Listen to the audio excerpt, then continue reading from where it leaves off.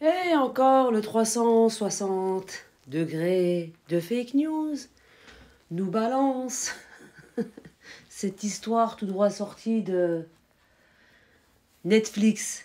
On y va. Ismaël Snabi, jet skieur, arrêté par les gardes-côtes algériens, raconte comment il a été torturé au quotidien. Le Monde, un récit cauchemardesque qui illustre la haine viscérale que le régime d'Alger voue au Maroc et aux Marocains. Aïe, aïe, aïe, aïe, aïe, aïe, aïe. Et quand il parle du quotidien Le Monde, c'est Le Monde Jeune Afrique, un truc comme ça. Je vais vous montrer, je suis partie, j'ai fait mes recherches. Donc, ces deux torchons sont payés par les mêmes personnes, c'est-à-dire le Marnez. De retour chez lui depuis le 5 septembre, c'est un homme brisé qui a accepté de confier son histoire au quotidien Le Monde dans un article publié le 28 novembre.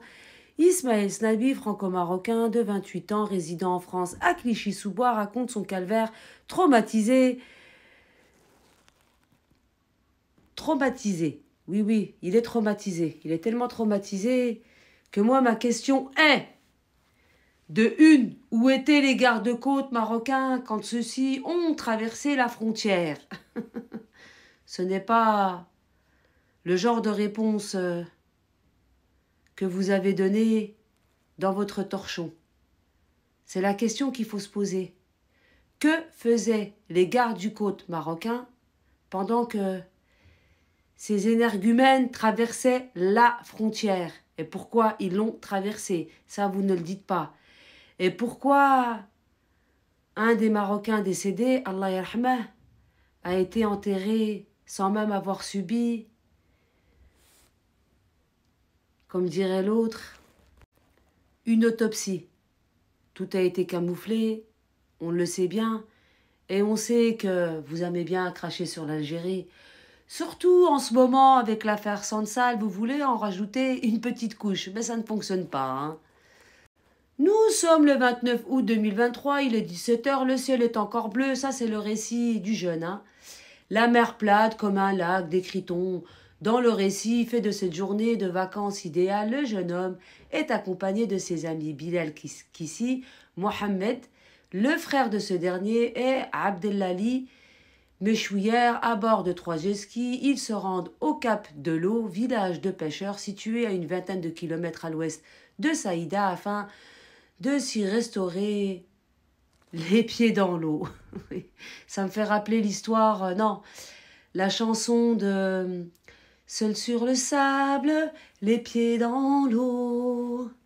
Mon rêve était si beau, l'été qui s'achève, tu partiras à 100 000 lieues de moi. Comment oublier ton sourire et tellement de souvenirs. Bon, bref. Alors, une fois leur repas terminé, il est temps de rentrer car il se fait tard. Les 4 hommes enfourchent leur véhicule, le 3e étant partagé par Bilal Kissi et Abdelali Mchiwer.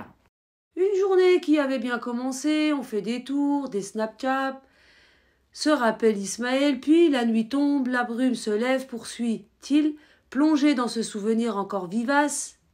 Écoutez bien. Les 4 amis qui pensent se diriger vers la marina de Saïda commencent à douter de leur itinéraire en se rendant compte que le chemin de retour est excessivement long. Je m'arrête et je dis à Mohamed qu'on s'est trompé, on voit juste un truc blanc au loin. Il n'y a pas de panneau en mer, raconte ce père de 3 garçons âgés de 3, 4 et 6 ans. Et puis, il est près de 20 heures.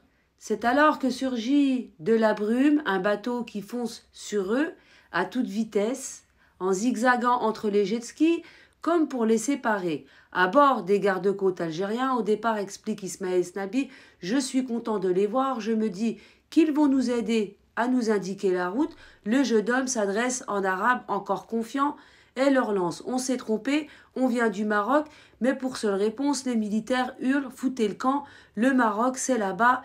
Les 4 hommes ne le font pas, répétez 2 fois, et font immédiatement demi-tour. Regardez le mensonge. Écoutez bien.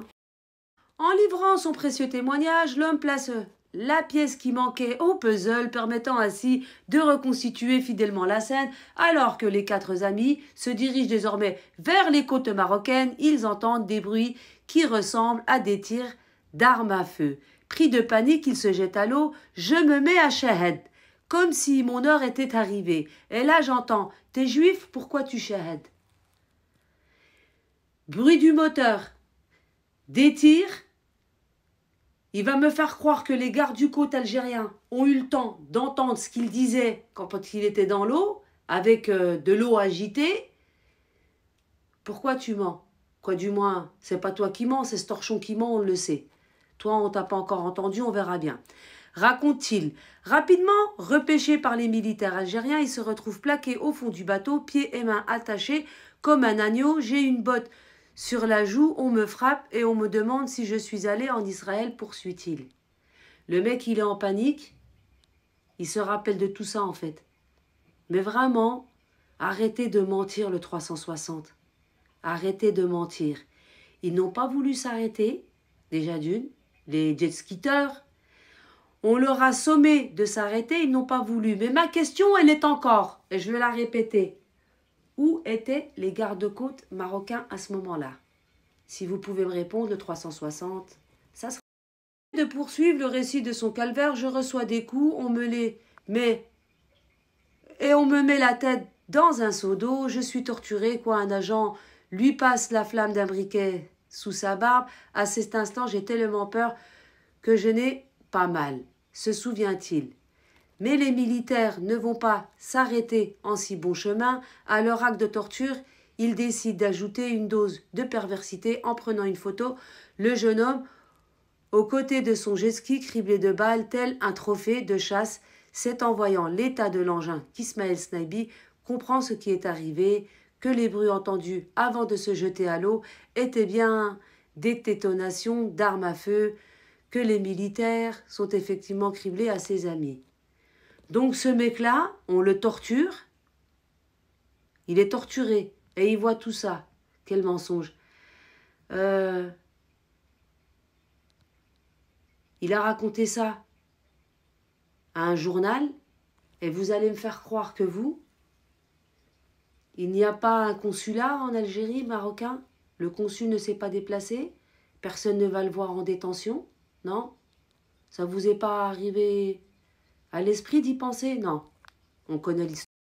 Selon la version du ministère de la Défense algérien sous le feu des critiques et des accusations des familles, les 4 hommes auraient été sommés de s'arrêter, mais ils auraient pris la fuite.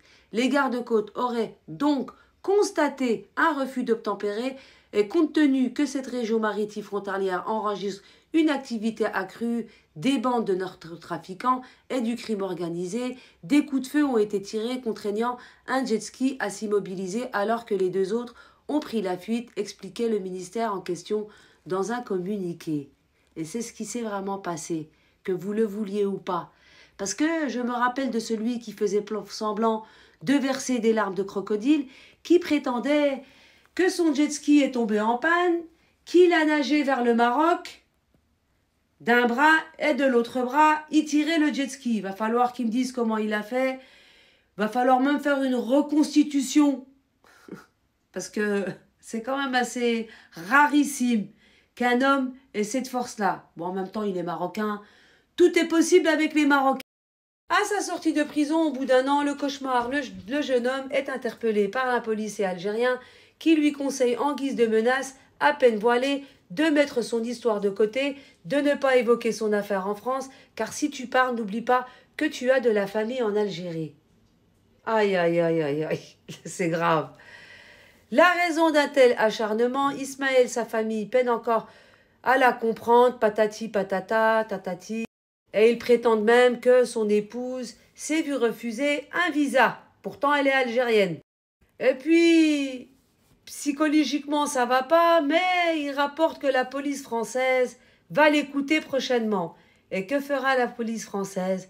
Ben rien du tout, étant donné que l'Algérie, c'est un pays souverain et qu'elle a le droit de faire appliquer ses lois, tout comme la France fait appliquer ses lois aux ressortissants algériens, et l'Algérie ne s'en mêle pas. À la kouli hal, arrêtez de mentir. Et je vous ramène la preuve que c'est Le Monde Afrique qui a écrit ce torchon qui est payé par